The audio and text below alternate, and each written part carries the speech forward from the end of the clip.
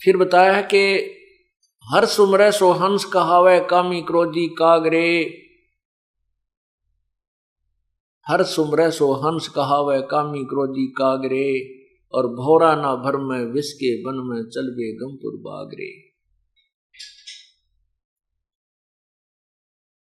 परमात्मा की भक्ति करता है उसे भक्त कहते हैं। हर सुमरै सो हंस कहावै कामी क्रोधी कागरे। हंस, एक अच्छे भगत को हंस के उपाधि से संबोधित किया जाता है। हंस,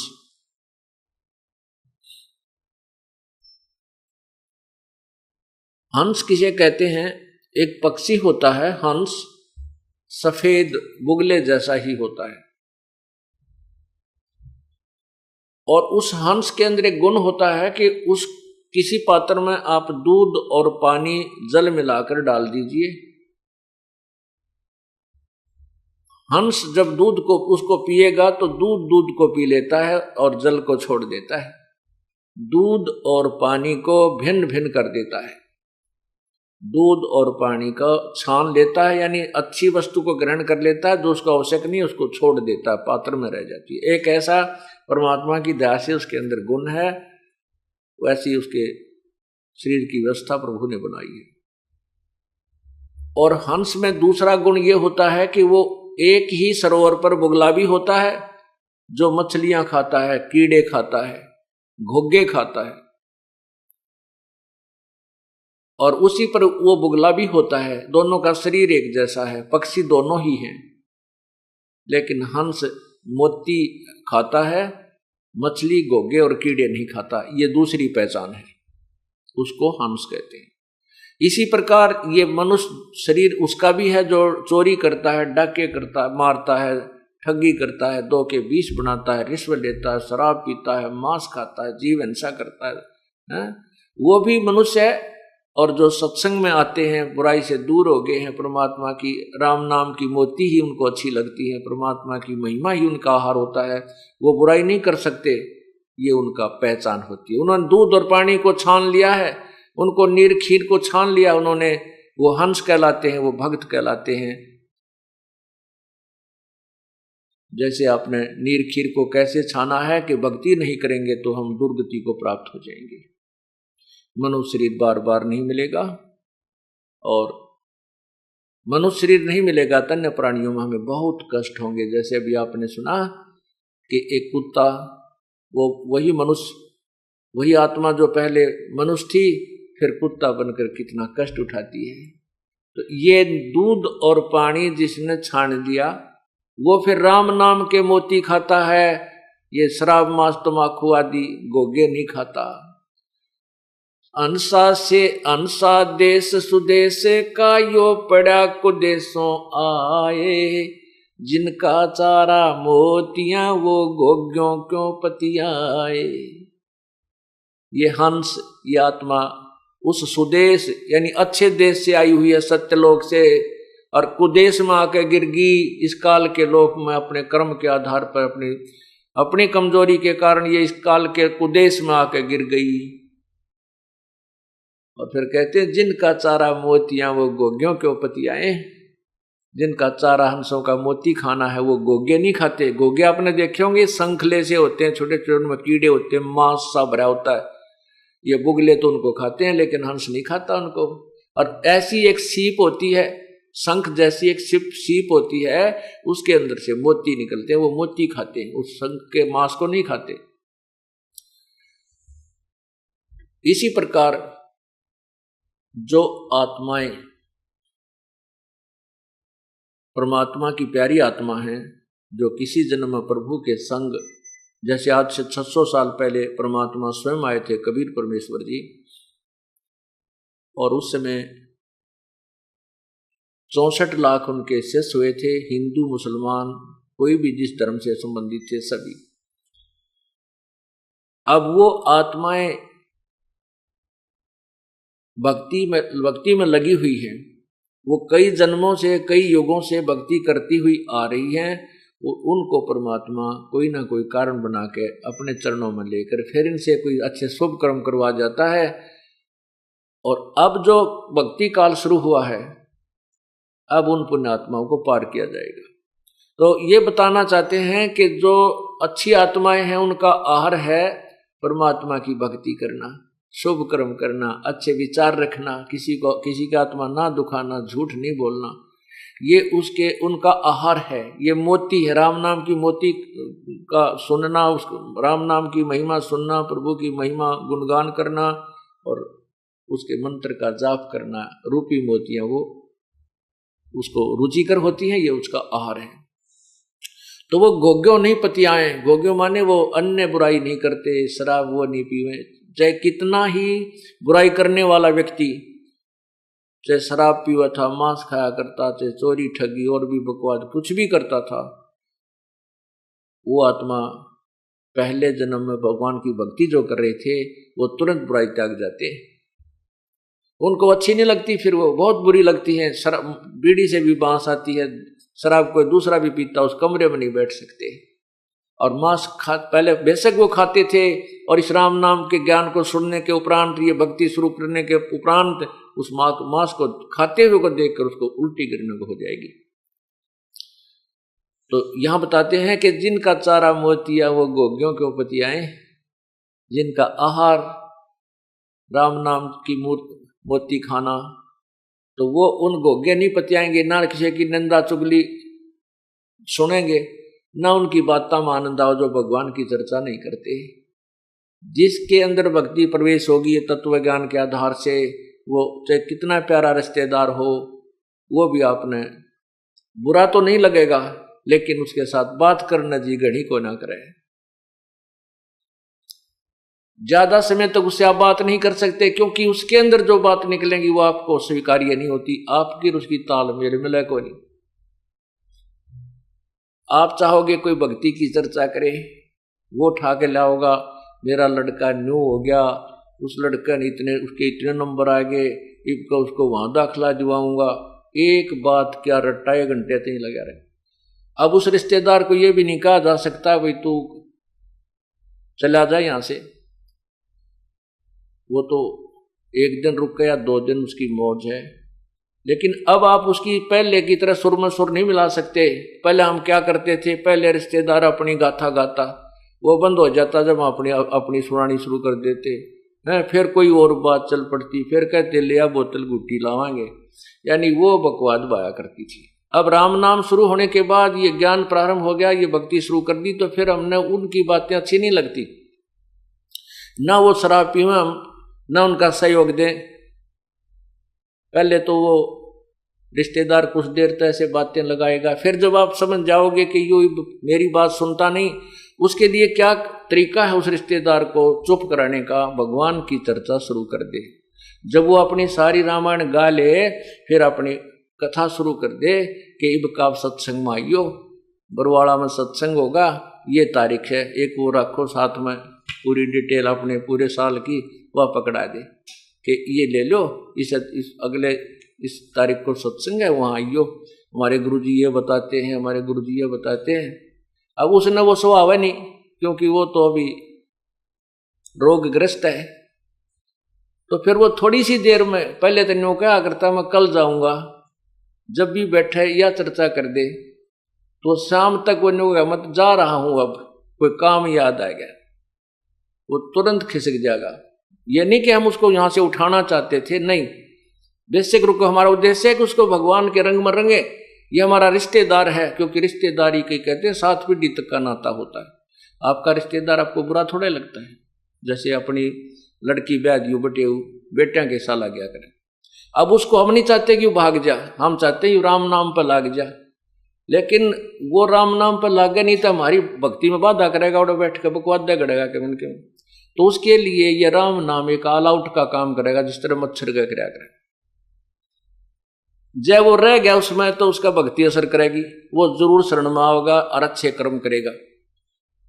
और जब वो भक्ति पे लागण का नहीं होगा तो ऑल आउट उसको बाहर कर देगी, चला जाएगा। ठीक है, बुरा फिर भी नहीं लगता, लेकिन ये जरूर ज्ञान है कि राम नाम पर नहीं लगता, ये दुख बहुत पाएगा। परमात्मा की भक्ति बिना कोई जीव आज तक सुखी नहीं हुआ और ना ही होगा।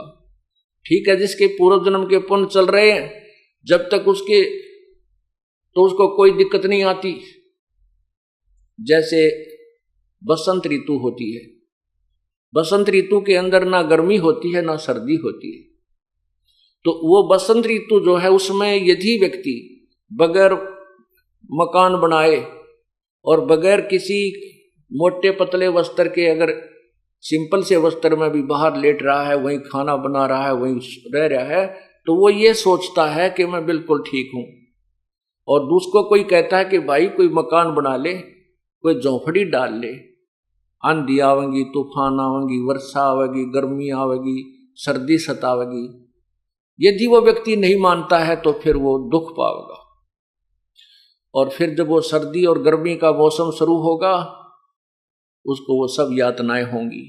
इसी प्रकार जिन प्राणियों के आज पुण्य चल रहे हैं, उनके पास कार भी है, कोठी भी है, बढ़िया उनकी अच्छी नौकरी है, कोई राजा बना है, कोई मंत्री बना है, कोई कुछ बना है, उनको हम कहते हैं भाई राम नाम की झोपड़ी डाल ले, ये बसंत का मौसम सदा नहीं रहेगा, ये पुण्य कर्मों रूपी बसंत सदा नहीं रहेगा, ये पाप रूपी कर्मों की गर्मी भी आवेगी जेठ की, और उस समय तुझे लेने के देने पड़ेंगे।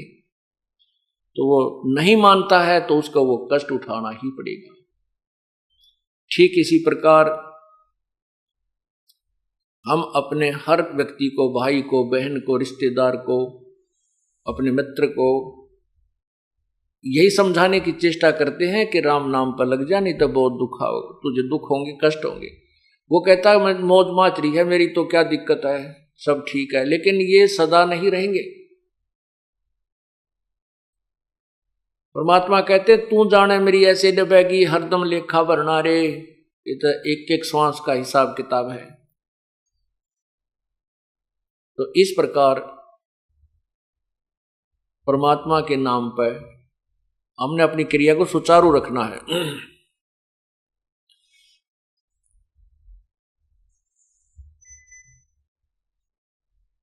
अब ये बताया कि इस हर सुमरे सो हंस कहावे, कामी क्रोधी कागरे। अब हम हंस पदवी पर हो गए, हमने ये और बातें अच्छी नहीं लगती। फिर परमात्मा ने बताया है, संतों ने बताया है कि भावरा ना भर में इस विष के बन में, चल बेगमपुर बागरे। चल बेगमपुर बागरे। अब ये जो सत्संग शुरू होगा इस बेगमपुर के ऊपर होगा, शेष जो सत्संग होगा। बेगमपुर किसे कहते हैं? जहां कोई गम नहीं, कोई दुख नहीं, बेगम। वो सतलोक, उसी को सचखंड कहते हैं। भंवरा कहते हैं इस आत्मा को, इस जीव को भंवरा कहते हैं। ये इस काल लोक रूपी बाग में, विष के वन में, इन विषय विकारों के वन में घूम रहा है। कभी कोई चस्का ले रहा है, कितना गुट्टी लाने का, कितना हुक्का पीने का, कितना सुल्फा खाने का, पीने का, कितना अफीम खाने का, और कितना सिनेमा देखने का, कितना और बकवाद करने का। कहते हैं भंवरा ना भर में इस विष के वन में, इस जहर के वन में मत घूमे, चल बेगमपुर बागरे। बेगमपुर उस लोक में, पुर माने स्थान, बेगम जहां कभी कोई गम नहीं, कोई दुख नहीं। शंखों लहर मेर की उपजे, कहर नहीं जा कोई, दास गरीब अचल अविनाशी, सुख का सागर सोई। जिस लोक में कोई दुख नहीं, कोई कहर नहीं, सभी लहरें वहां पर मेहर की उपजती है। जिस प्रकार जीवन में दिन में या 2-4-10 दिन में कभी एक बार एक ऐसी थोड़ा सा समय आता है, इतनी दया भर जाती है दिल में, कोई भी बुरा नहीं लगता। किसी से कोई लड़ाई झगड़ा या द्वेष, शत्रु को भी ईसा दिल करे जानो इनको माफ कर दे, क्या ले जाना है संसार से, चले जाएंगे यही, ये सब छोड़ जाएंगे। लेकिन वो लहर जो मेर की जो हिलोर होती है वह थोड़ी सी देर की होया करती है यहाँ, क्योंकि आप हिसाब ला लो, इतनी देर की जो वह दया की लहर थी वो कितनी सुखदाई थी। पूरा शांत, शरीर शांत हो जाता है, इतनी शांति होती है। उसके जाते ही वो फिर ज्यों की त्यों मच्छर से लड़ने शुरू हो जाते हैं। वो यूं कर दूंगा, यूं कर दूंगा, वह कोठी बनाऊंगा, उसके इतना लेना है, उसके इतने देने हैं, वहां ये हो गया, वो टोटा हो गया, यानी इस तरह के ये फिर हमारे ऊपर ये मच्छर से लड़ने प्रारंभ हो जाते हैं, ये पीड़ाएं प्रारंभ हो जाती हैं। लेकिन उस सतलोक के अंदर वो ऐसी मेहर की लहर सदा रहती है। शंखों लहर मेहर की उपजे, कहर नहीं ना कोई, दास गरीब अचल अविनाशी, सुख का सागर सोई। वो चल बेगमपुर बागरे,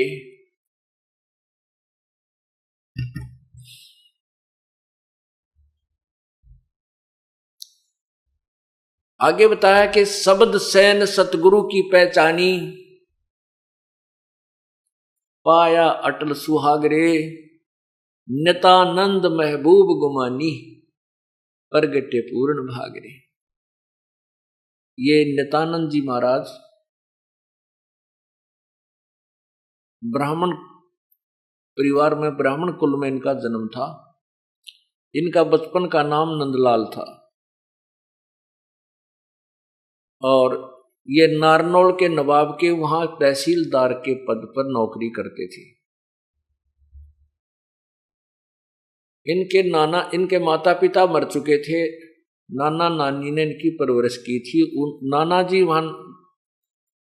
इनके नाना जी जो है वो बीरबल खानदान से थे, जो बीरबल अकबर के आप किस्से सुना करते हैं, उस बीरबल खानदान से के ब्राह्मण थे और नारनौल के नवाब के वहां किसी ऊंच पद पर विराजमान थे। उसने ही अपने दोते को वहां तहसीलदार लवा रखा था। नित्यानंद जी की शादी होगी थी। एक दिन ऐसे परिवर्तन आता है जीवन में। एक संत थे गुमानी दास जी, वो वैष्णव साधु थे, विष्णु जी के उपासक थे। उन्होंने ऐसे ही जहां नित्यानंद जी अर्थात ये नंदलाल तहसीलदार जी अपने मकान में रहा करते थे, उसके साथ में किसी के घर में सत्संग था। अब वो तो उस समय पहले तो ब्राह्मण, ऊपर थे, फिर इतनी बड़ी पोस्ट तहसीलदार। आज तो डीसी को भी इतना महत्व नहीं है, पहले तहसीलदार को इतना महत्व हुआ करता था। तो दूसरे के घर में जाओ तो अपनी बेइज्जती मानना। उधर से परमात्मा की महिमा के वचन उसके कानों में गिरे, क्योंकि वो पुण्यात्मा थी। तो एकदम वो फड़क के छत पर आ बैठा, वहां कुर्सी डालकर बैठ गया छत पर। गर्मियों के दिन थे, सारा सत्संग सुना। शेष रात उसने नींद नहीं आई। अब उस नित्यानंद जी ने सोचा, नंदलाल तहसीलदार जी ने सोचा कि भाई मैं फिर उन्होंने पता करवा लिया कि महात्मा कहाँ रहता है। पता चला कि यहाँ आधा किलोमीटर 1 किलोमीटर दूरी पर जंगल में इसका आश्रम है। तो नित्यानंद जी ने सोचा भाई नाम तो लेना पड़ेगा, परमात्मा की भक्ति के बिना तो जीवन बर्बाद हो जाएगा। वो उद्देश्य मन में सोच कर फिर ये डरे, शर्म आवा कि वहां नगरी के लोग बैठे पाओगे, नो कहेंगे भाई एक तहसीलदार वहां गया और ब्राह्मण होकर दूसरों के पास चरण छूता है, या मान बढ़ाई साथ में मरोड़ी लागरी। लेकिन उस पुण्य पिछले जन्म के भक्ति के प्रभाव ने नहीं टेकन दिया उसको। उसने अपने आप विचार किया कि मैं सुबह जल्दी चला जाऊंगा, वक़्त से सवेरे सवेरे, तब तक नगरी के लोग नहीं जाएंगे, संत से उपदेश लेकर अपना शीघ्र आ जाऊंगा। इस उद्देश्य से घोड़े पर चढ़कर चल पड़ा। उधर से वही संत जी जिसने सिर पर उस्तरा फिरवा रखा था, कचकोला कढ़ा रखा था पूरा, और वो एक शरीर पर केवल एक तहमंद बांधे हुए, गर्मियों के दिन थे, अपने आश्रम से घूमने के लिए रस्ते रस्ते दूर आ रहा था। उधर से ये तहसीलदार नंदलाल जी जा रहे थे घोड़े पर बैठ के, ब्राह्मण थे। अब उसने देखा नंदलाल जी ने कि सामने एक व्यक्ति आवे, कति उस तरह फिराए। तो पहले सौन कसौन ज्यादा, सुकन अपसुकन गणे मान्या करते हैं ब्राह्मण लोग, तो गणे बहुत ज्यादा। तो उसने देखा कि मैं तो जा रहा था आज अपने जीवन का एक नया सफर शुरू करने के लिए, और ये मनहूस कहां से आ गया। तो उस तरह फिरवाए अब वापस जाना उचित नहीं समझा कि ये समय बार बार नहीं मिलता, नाम तो आज लेकर आऊंगा। पर उसने अपने हिसाब से सोचा कि इसके सिर में 2-3 ऐसे मार देता हूं, ये शकुन खत्म हो जाएगा। उसके उस संत के निकट जाकर घोड़ा रोक लिया ने बोला, रे कम वक्त, मैं तो आज एक बहुत शुभ काम के लिए जा रहा था, तू कड़े सुबह सुबह सिर माथे लगा, उसका 2-3 मारे सिर में नू की ताम रहा तू यहाँ पर।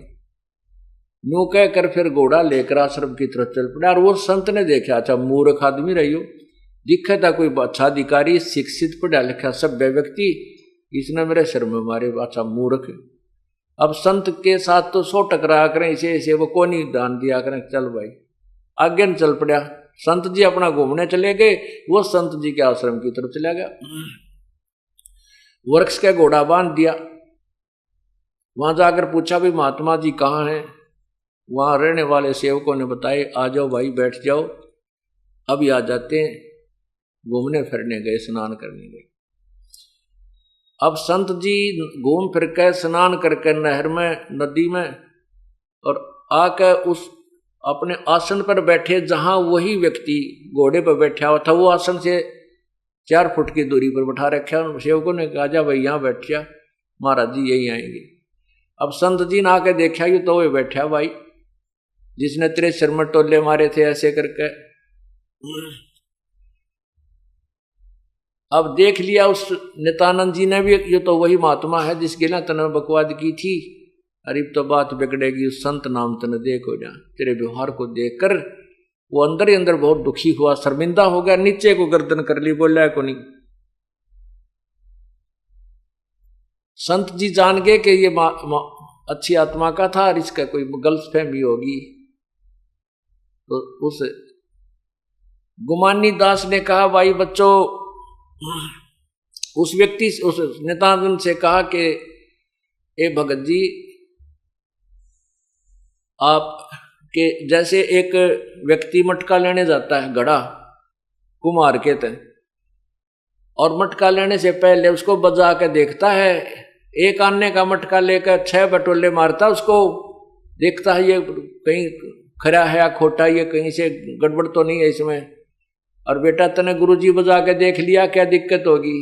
आपने तो अपने जीवन का सौदा करना था और गुरुजी को बजा के देख लिया, कोई बात ना बेटा, तो शर्मावा मत ना।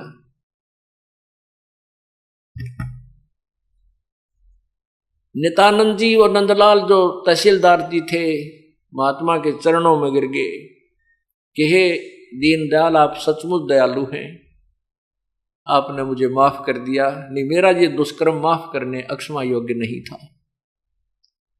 उनको उपदेश दिया। फिर उसकी इतनी लो लाग गई कि नौकरी से आते ही सीधा सत्संग में, आश्रम के वहां। ये उसकी पत्नी को गवारा नहीं हुआ, क्यों बहन को चिंता हो जाती है बगैर ज्ञान के कि बाबा बन जाएगा, घर छोड़ देगा, तेरी बिरयान माटी हो जाएगी। तो उस लड़की ने 1-2 बार उस महात्मा से कहा कि आप मेरे पति को यहाँ मत आने दिया करो, इनको कह दो यहाँ नहीं आवे। और आपने पता नहीं क्या खिला पिला दिया, ये घर में कम रहता है और आपके पास ज्यादा आता है। उसने कहा, बेटी मैंने कुछ नहीं कहा, इसका कोई पिछला संस्कार है, और आप भी भक्ति करो बेटा, भक्ति किया करें, परमात्मा का नाम ले। वह तो नहीं मानी, लेकिन इतना विरोध करने लगी कि एक दिन नित्यानंद जी सुबह सुबह जल्दी जाते थे दर्शन करने, उससे भी पहले उठकर वो घर से निकलकर दूसरी साइड से महात्मा के आसन पर जा बैठी जहां संत जी विराजमान होते थे। अब वो वहां पर गया, उसने देखा कि यह तो भगतनी बैठी है, बड़ी शर्म आई उसने, क्या कहेंगे गुरुजी। तो वो इतने में गुरुजी आ गए महात्मा जी से। उस लड़की ने बहुत बुरा भला कहा।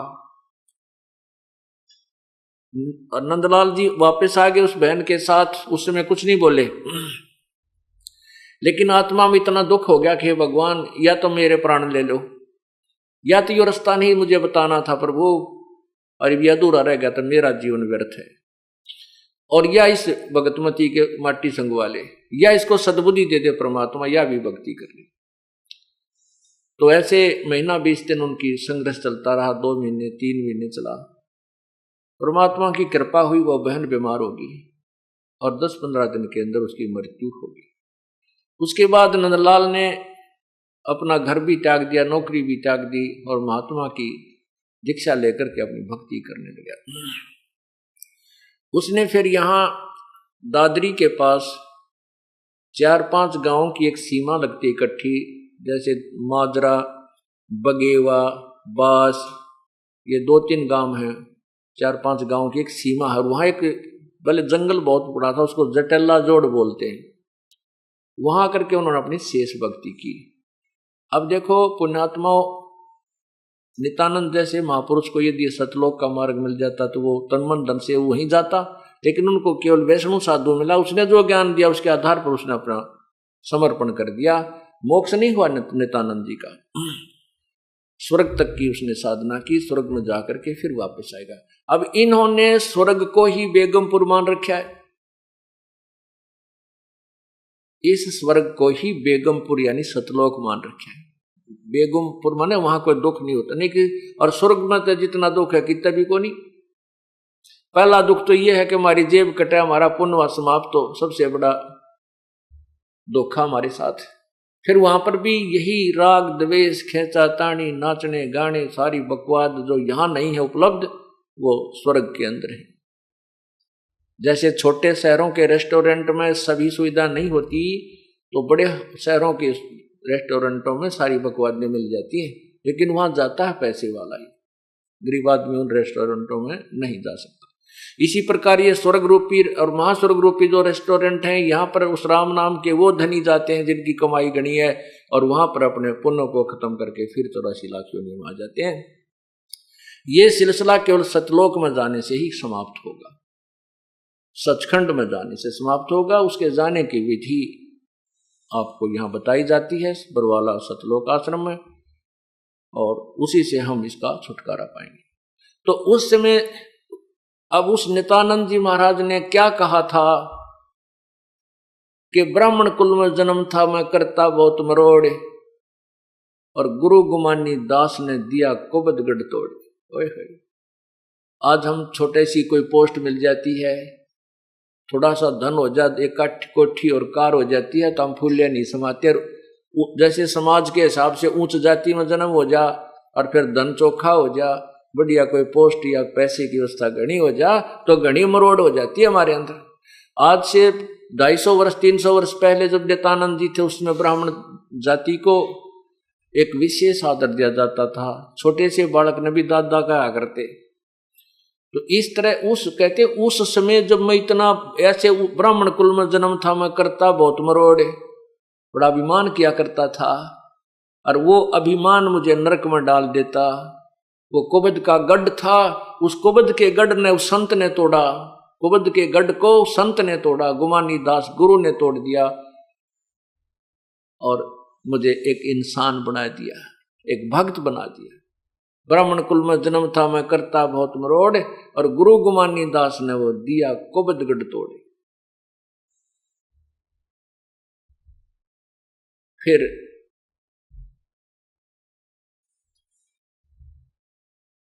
वो नित्यानंद जी अपनी जैसी साधना की वो अपने करके चले गए। उससे हमने सभी ने ये शिक्षा लेनी है।